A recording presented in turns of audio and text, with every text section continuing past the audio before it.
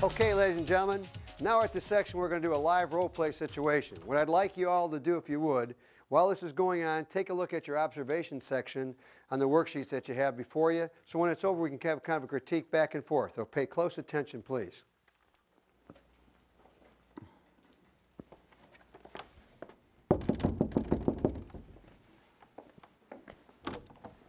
Hello.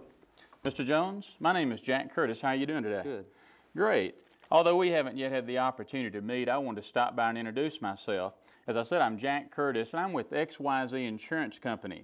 I got the card that you recently sent me, and I wanted to stop by and see what you had in mind. Many of the neighbors here that I've talked to that responded to this card are concerned with outliving their assets. Is this possibly the same concern that you have? Well, my wife and I really haven't thought about it, to be honest with you. Well, Mr. Jones, I understand that. Most seniors don't.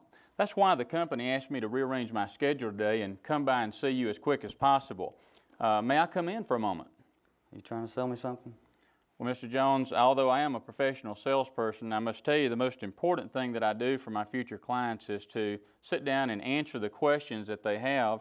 I'm sure you have some questions. May I come in and talk with you about those today? Sure. Come on in. All right. Have a seat up there. Thank you. Good job, good job. Great job, Jack. Great job. Excellent. Now stop the tape. Review your notes for this section. Now rewrite your rebuttals from step 6 in the form of a question. Remember, the person asking the questions is in control, not the person talking. Using control questions is the key to helping you establish credibility with your prospect and becoming a better listener. If you can control and be an active listener, you become a better closer. Then you'll begin to convert more of your prospects into appointments and not be viewed as a volunteer worker. Now start the tape and listen to step 8, habit.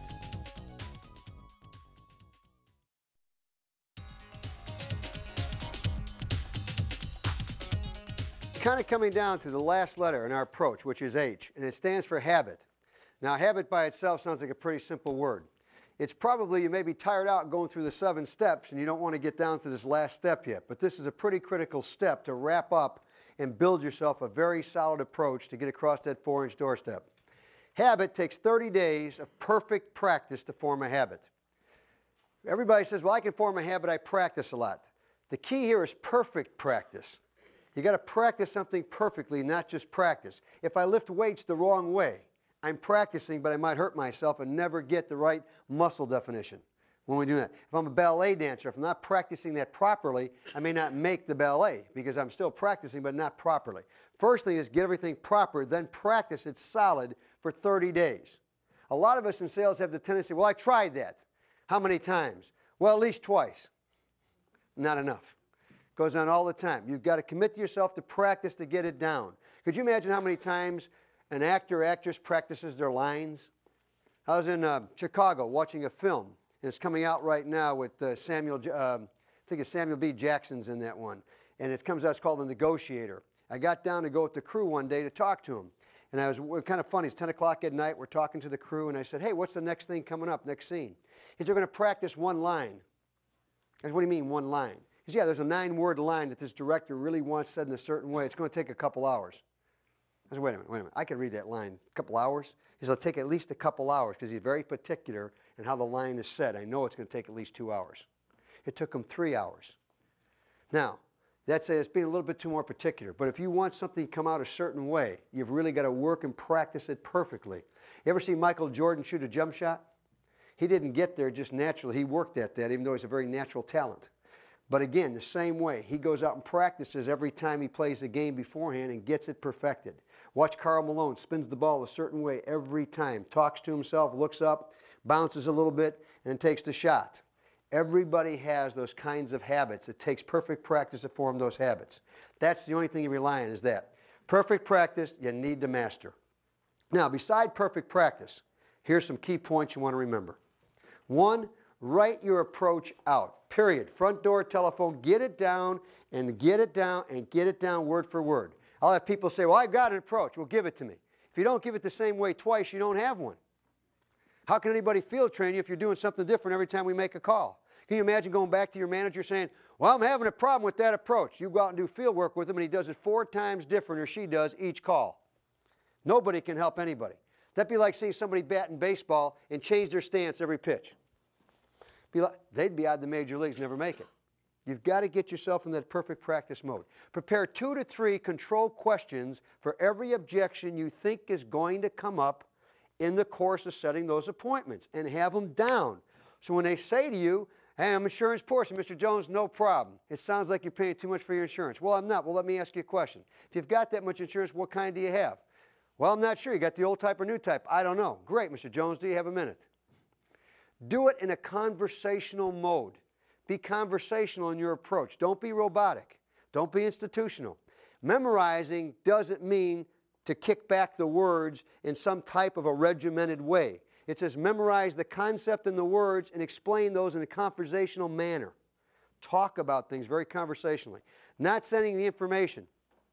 Don't worry about it. Anytime you work a card, assume automatically they're not going to remember, and it's okay. That'll make you feel better, and you won't look surprised when you go up there.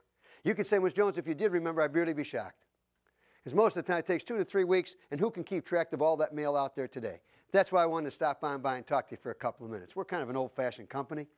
We expect to look at people, look them in the eye so they can see if they want to trust us or not. Do you have a minute? Do those kinds of things in your own words with your own personality. Contact at least 8 to 10 people a day, not 8 to 10 people a week. 8 to 10 people a day minimum. Minimum.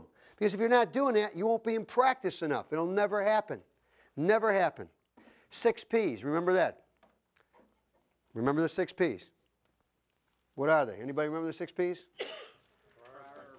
Proper prior preparation prevents poor performance. You got to practice prior to playing the game. Get out there and do some of those kind of things.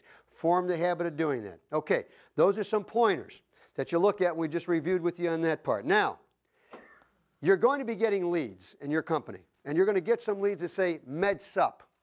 Remember we talked about final expense. We talked about Medicare supplement leads, then a final expense lead, right? This comes in this, black envelope. You're going to have TV leads, correct? Think in this capacity. We know it's a final expense lead because we send it out and it says final expense, right? Or MedSup lead. When you're going to make a call, Ron, don't approach it as a MedSup lead. Don't approach it as a product lead. Approach it as an excuse to get out of your chair, office, or car and get to the door for some reason to cause curiosity. Don't identify it as a product, okay? Because most of the time, they're not going to buy the product they requested, by the way. You will find that most of the time when you go out there, you will not sell the product they asked for. Because they weren't even sure why they're asking for it. You can do a checkoff box and put 5 products. They'll check all the boxes. They will, because they went to the same school I did, and they'll check all the boxes, because we told if you don't check the boxes, you fail. So we checked all the boxes. So you got to understand that. There's no psyche to that they understood those policies. So don't let that fool you, because here's one of the challenges to make a habit of. Try to multiply your leads. Say, for example, Lee and Chris, if I sold you a lead for $25, but I gave you a chance to make 5 leads out of that 1 lead, that's a $5 lead now. Think in those kinds of terms, because if you go out on a lead that responded to MedSup, and say you go out and talk to the person, or you get on the phone and say, well, I just bought. Say, Mr. Jones, that's okay. I'll be back, because your rates will change every now and then. I'm sure that your concerns might change. But let me ask you a question. And it was MedSup, right? Now that you're taking care of your health, may I ask you a question? What are you doing right now about protecting your assets? Well, what do you mean? Good, you got a minute? Now I'm into a long-term care lead. I just made a long-term care lead out of a MedSup lead. Now, if the guy says, well, I already took care of all my assets and covered that. You did? Great, let me ask you a question. What are you doing about protecting your income, Ellen? Well, what do you mean by that? You got a minute? No, I don't need to work by appointment. No, you do have a minute. May I come in? Now I made a final expense lead out of a MedSup lead, which was made into a long-term care lead. Then I could go on and talk about annuities and make another lead, because I've said, well, let me ask you a question, Bob. Sounds like you're protecting your income well, and you're really taking care of your assets, and I want to compliment you that. That's a terrific job. Ask you one other question before I leave. Are you taking advantage of what Uncle Sam has allowed seniors to do? Well, what do you mean? Are you allowing to put your money to work for you and not get currently taxed on it, or you like being taxed on your money? Well, I don't like being taxed on my money. Good, you got a minute? I'll show you how that works. I now just set up an annuity proposition. And now you can go to referred lead the same way. You can make 5 leads out of the 1 lead card, no matter what you call it initially. I don't care if you started with long-term care, med-sub, whatever you start with doesn't make any difference. I'm not through making that call till I can almost pivot to 3 or 4 other opportunities with one transitional question.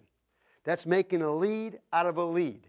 Otherwise, we're going to send JD back to the same house 5 times if they've responded 5 times in 5 weeks. I send my med-sup lead and you go out and don't sell me. Now I send back an annuity lead, you go out and you don't sell me. Now I send back a burial lead, you go out and you don't sell me. I've made 3 trips to your house already in 3 weeks. Doesn't make good business sense to do that. Doesn't make good business sense to do that. So remember, one of our challenges is make a lead out of a lead. It's an excuse to make a call is all it is. Keep that in mind. Be proactive. Try this on. Before you give up on a lead, challenge yourself doing this. See, meet, and interview everybody that you got a name on. Then you can change. To try to see, meet, and interview everybody that you got a card on. And that's your challenge. Keep working till you get that chance to do that. And that's something that's a hard challenge. So if you give me 20 leads, my job is to see, meet, and interview every one of you. Whether you're qualified, unhealthy, not, or whatever. Because I know if you're unhealthy, you're 65 years old, you probably got kids that are 45 and 50 that should be buying long-term care insurance because it's a lower cost premium. It's a great market. We're going to work the 50 market for selling long-term care because the premiums are a whole lot less at 50 than they are at 75. And they're going to understand their parents had to buy it, and they think the dilemma that they're in. So you've got another market emerging on top of the senior market. It's called the pre-senior market. It's the kids who recognize mom and dad are spending $400 and $500 a month to protect their assets so their kids didn't have to do it, and they for sure don't think their kids are going to come along and protect them. So you can get in a habit right away of prospecting backwards in a sense. Move from the senior back to the junior and close them at the same time. Because anytime they say, well, my kids need to be involved. Great, Mr. Jones. Because they're going to appreciate what we've got to say, and I'd like to have them there. Because now you got a chance to do some jumbo sales. Because when they see the difference in cost, because you can show them the cost for them and their parents, and what it's going to cost them so much less, they say, honey, we ought to do that too. So think in that kind of a prospecting arena, network, if you will, into the prospecting system. Key points or tips, keep your approach short, 30 to 45 seconds or less to do your appointment sets. Don't answer questions during your appointment approach. Well, what's this going to cost? Mr. Jones, that's a good question. Sounds like price is real important to you. Yes, it is. Good. You got a minute? You start answering their questions, they're controlling you. Let me ask you a question. If you answer all the questions outside the door and you never get in, you're a volunteer. Remember that. I'm here to volunteer some information. May I give it to you, please? Thank you. You are a charitable deduction now with the government. Answer questions when making a sales presentation. That's when you answer the questions. Anticipate every possible objection before you make the call. That's doing your homework.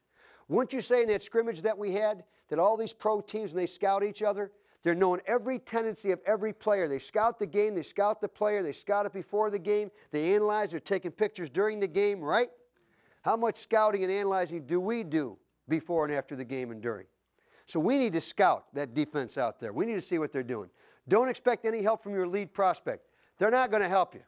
They can't help you. They don't even know how to help you. Don't expect them to help you. Take control. Don't prejudge, pre-qualify your prospect until you interview them. Try to get out of the habit of thinking of things to cause you not to make the call out there. And we've worked at this real hard in our industry. Our industry's been terrible for the last 10 years. We're trying to figure out every reason why I don't have to get up out of that office and make that call. I'm guilty of it, so is everybody else. You want to take that last reason. Well, I don't know they're going to be interested. No, you don't. And if you're not very interesting, they won't be very interested. Put the burden back on yourself. How interesting are you? How interesting and exciting are you to somebody that's a stranger that wants to listen to you? If you're not very interesting, why would they pay the money to see you? If you go to the movie and you're not very interesting, you don't go back to that actor again, right? Or that director. You say, I've been to their movies, they're no good. If they're exciting, right? You go back to those movies again, no matter who the actor or actress happens to be. All right, here's a pledge I'd like to present to you. I, blank, commit to the following lead prospecting philosophy. I will not attempt to fully disqualify or pre-qualify any lead I'm provided until I exhaust every possibility to meet, see, and interview that person. That's a strong pledge. That's a great prospecting pledge. Try to meet that challenge if you want a challenge for a week. Remember what it's saying, until I exhaust every possibility. And I also want to read what they read, think like they think, and learn what they say. because you got to put yourself in their shoes. WIIFM. What's in it for me? Put that on the prospect's agenda and treat it like that. That's some simple principles in the habit that we're talking about. Commit to those kind of things. Put your own little habits together. All right, so we've covered the basic sayings. We've talked about the commitments and habit. We've talked about some of the key things to remind you of what to do to stay prepared. Now, I want to share one thing to you. If you want to just be efficient, anybody can be efficient working leads. Remember Pavlov's law when the rat was chasing the cheese, and you learned about that in high school or college? They said the old rat chasing the cheese never got a chance to ring the bell, never ate the cheese. That's being efficient. The rat was going around in a circle all day long. Effective means the rat actually got the cheese sometime. You want to be effective working leads, not efficient. You want to convert those leads into appointments. That's being effective. You don't have to be efficient. Anybody can sort lead cards out and put them in piles. And by the way, if I gave you lead cards today, you would have sorted them out in 6 piles. I don't know why 6 piles, but I've measured it. 6 piles. And then if I told you to turn some cards and you'd get it down to 3 piles and start to panic. And you wouldn't pick any that had a rural route box. You wouldn't pick any that had a P.O. box. You wouldn't pick any that didn't have a telephone on it. You wouldn't pick any of those cards. You'd pick the other 5 that had phone numbers and all kinds of other things. Because that's a natural thing to do when you form those habits of pre-qualifying. All right? So when you look at those kind of things, remember that. We want to turn those contact leads into appointments as soon as possible. All right. Lead conversion, this is the process. 8 steps. 8 steps in an order to keep you under control. If you take this lead conversion process and work on it, whether you use the tapes, whether you use your own notes, whether you use the audios in the car to remind you, those are important kinds of things. The audios will keep you on track with a lot of what we covered here today. The audios will keep you thinking about it. I can tell you one thing in the audio that I have. As you play that tape in your car, don't get scared. Because there's one point where I do scream at you. Say, stop the car! And boy, we had guys go off the highway. I had calls back in because they're late at night. They're driving in the bayou somewhere, and I scream at you because you're not prepared. Get back in there. So I didn't mean that, and I can't take it out of the tape just yet. So don't call me up about that. Tell me you had a problem with that. Now, I'm going to give you 2 things when we close here. I'm going to give you $2 million ideas. These are $1 million ideas that you ought to use. If you don't use them, you're cheating yourself. First $1 million idea is this. When you set appointments, you're always setting those appointments at times like 7 o'clock, 8 o'clock, 7:30, right? It's a natural habit. What you want to do is, Mr. Jones, Don Runge, I'm with XYZ Insurance Company. Mr. Jones, what did you have in mind when I sent the card in? Well, I'm really not sure. Do you have a minute? No, I don't. Well, I work by appointment only. Would Tuesday be better or Wednesday? Well, Wednesday be better. Morning, afternoon, or evening? Well, evening would, mornings are better. Would you like to meet with me at 7:01 or 7:13? Now, if you do this in person, I'm going to give you the look, free. Here's the look. What? And then what you say is, because they're shocked, you go, well, 7:16. No, 7:01's fine. Harriet, get the card. Write this down. 7:01. They are totally lost for the next week. I am telling you, as I'm standing here, honest to God, I'm telling you the truth. They will be totally lost. They don't know how to write down 7:01. They have got nothing scheduled at 7:01. They don't know where you're coming from. You have killed every objection they've made up. They're almost tongue-tied. They look like, I mean, you got to sit them down. I mean, you got to do all but laugh. You can't laugh. You got to hold it back. And they'll almost cry sometimes. I have some breakdown and go, what's that? I go, I don't know. 7:01's the only time I'd open. Okay, 7:01. They write this down. Now, let me tell you the secret of this. I'm not kidding you with this. Let me tell you the secret. When you come back now, you got to pull up about 7 o'clock. Get the hamburger boxes out of there. Get the taco boxes on the side. Get out of the car, straight everything up. You go up to the door. Hi, Don Runge. You can come in. You're late. I said, no, I was only, come on in. I said, well, I saw the stoplight. Get in. You don't even say, may I come in? You go right in. They won. Their whole week was waiting for you to see if you're getting there at 7:01. The blinds are popping across the street. They got the neighbors looking. Harry, he's coming at 7:01. He's coming in there. Watch this guy. I don't know why it works that way. It's amazing. You're laughing, right? So are they. Guess what happens? You get in. You've broken down the barriers. You've made it kind of fun for them. You broke down the uptightness. I'm here to tell you, not to have fun with you. That works. I do this in my business right now with corporate executives. I set appointments on the odd minutes. 8:13 when the secretary gives me a hard time. Somebody's busy. Well, ask Mr. Wilson if he's busy at 7:27. What? Yeah, 7:28. I got a little time there too. And they start laughing. I mean, they could be 40 years, conservative, just breaking down crying. And when I show up, 7:27. That was real good. Oh, I don't know. I had 728 open. You didn't want. No, no, come on in. True story. Now you go back up. I'm telling you, now referrals becomes phenomenal. When you get your referrals, what happens is they say, I want you to, I say, Harriet, now is there anybody I can talk to? Oh, yeah, you talk to Millie Wilson down the street over here. It's good, I'll call Millie. No, I'll call Millie for you. She'll call, Millie, my agent's over here. You know the guy I told you about? The odd minute guy. I said, what? The odd minute guy? She says, oh, yeah, he wants to talk to you. So I get the phone, hi, Millie, how are you doing? I'm working with Carrie. Oh, yeah, I'd like to set an appointment with you. I said, you got any open time in the morning? Yeah, 7:13. No, 7:13. You want? No, she's booking the appointment for me. I said, no, how about 7:17? No, 7:13's open. Okay, thanks. And that's what we end up doing. I'm here to tell you that that idea will keep you in stitches. If you're having fun, ladies and gentlemen, you're going to stay in this business. If you're not having fun, it's too tough of a job not to have fun doing. I mean it very sincerely. If you're not having fun and wake up every day and say, who can I schedule at 7:07? I'm telling you what, you'll laugh yourself all the way. You'll laugh and cry in the car. You'll be crying. Saying, I got it at 7:03. Now, the problem is, you said 15 a week of those, you're going to get real screwed up. Well, who's at 7:01? Who got 7:30? I got 7:18 on him. You're going to have to keep track of this because it can get wild on you with 20 appointments. Now, the last idea, which we've got some evidence right here in the room, I'll give you this one. How many of you send thank you cards out to the response cards that you actually get? The cards that you get in your hands, old ones and new ones, and send thank you cards out. We got 2 guys who I know do it. Let me tell you the process, and they're going to tell you at break or whatever. We can have a testimonial if you like. You go give us some thank you cards. Blank thank you cards like at Office Depot or someplace that sells them. And you write an inscription in there for everybody that you get a card. It could be 100 years old, the card. I don't care. Take non-repliers and put them on the cards. And send them a thank you card. Seniors like to be thanked. So what you do is you say, hi, Mr. Jones, my company told me you responded and you've got some questions regarding Medicare. I'll be rearranging my schedule to call you very quickly. Thank you. Best regards, Don Runge. No insurance company, no insurance name, not CLU, not lead guru, just a personal soft touch note that identifies that person you're calling is special. That will increase your appointment conversion ratio by 30 to 50%. Now, if that's not worth anything, and I'm telling you, if you don't want to do that, I'm guaranteeing you that's where it's at. But you've got to contact them right away. You send that card out within a couple days, you need to be making that contact because they're curious because they don't know who in the world you are. And they're going, Harry, who sent us that card? Who is that guy? So you call up, and now here's your phone approach. Hi, Don Runge calling with XYZ Insurance Company.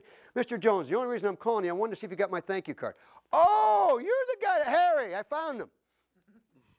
And at the door, the same way. There's no objections. There are no objections. Correct me if I'm wrong. Share your story with them if you would.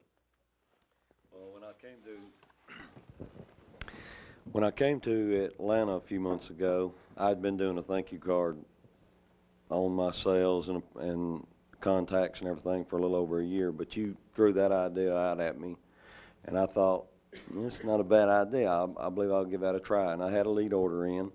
So the first little batch of leads I got in, there was 9 of them. I sat down, wrote out the handwritten thank you notes, just, thank you for responding. My company's asked me to rearrange my schedule to get you the information that you wanted. I'll be contacting you in a few days for an appointment. I went out within the next 3 to 5 days, and every one of them, when I got to the door, was receptive to my being there. Some of them would open the door and say, Harriet, this is him. I can't believe it. This is the guy. We wondered who you was, and it's just really odd, but it just opened every door, absolutely every one of those doors I got in on. Thank you. Thanks a lot. We really appreciate that. What I'm here to say, you got somebody in your audience that's actually doing it. The problem is it's so simple and so easy you won't do those little things. But you ought to do them because it's 50% improvement in converting your leads into appointments, and you want to go up there and face objections? Why? Why do you want to beat yourself up? Think about what the power of a little thank you card can do because seniors like to be thanked. They're not being thanked enough. Our society don't thank people enough today. We've gotten real abrupt with things. So that is a tremendous, you use that card. I've had some people right now that claim they've got as high as a 55% increase in converting their appointments. But they're practicing doing it every day, systematically, sending them out and doing the deal. We do have some of the information even on the tapes, a little more about that. But you got some people here you can talk about. All right, anybody have some questions? Anybody got any questions I can address right now? We've been here a long time today. You've been a gracious audience, been a gracious group to work with. Any other kind of questions that you have? Then we might want to kind of round up here. Anybody have any? Okay, I would say this to you. I would say this. We've given you a PhD course in information today. The only way you can get through this, in my opinion, is walk it through step by step by step by step. Some of your offices provide the tapes to help you get through the steps. Some of you don't provide the tapes. Some of them got tapes on your own. I say that only because you can't possibly follow everything I shared with you today. You can't. It's impossible. I'm giving you, every time you come back, you'll pick up another idea. I've had that said time and time again. What I challenge you to do when you leave today, walk out of here with one thing that you can do tomorrow that can make a difference on the next day. Take one thing and put it to practice solidly for 30 days that fits your style, your personality, your insight. Don't try to be me. Everybody's got that one mold. Don't try to be me. There's no reason to be me. Be yourself because you're here because you are good as a person, so adapt those things to yourself.